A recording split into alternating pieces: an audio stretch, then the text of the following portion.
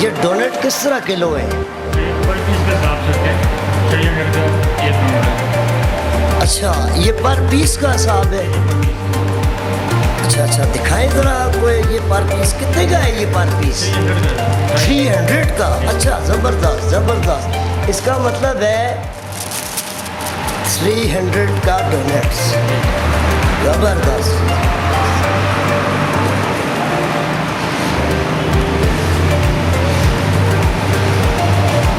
Excellent,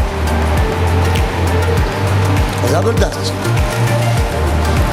अच्छा नाज़रीन, यहाँ आपके लिए एक सवाल छोड़े जा रहे हैं कि सोशल मीडिया पे तूफान बपा है कि 26 सितंबर को हैप्पी डोनट डे मनाया जा रहा है।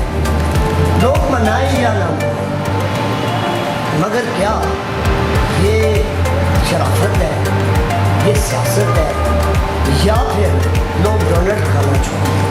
तो डोनट तो बड़ी टेस्टी चीज़ है, इसे तो छोड़ा नहीं जा सकता।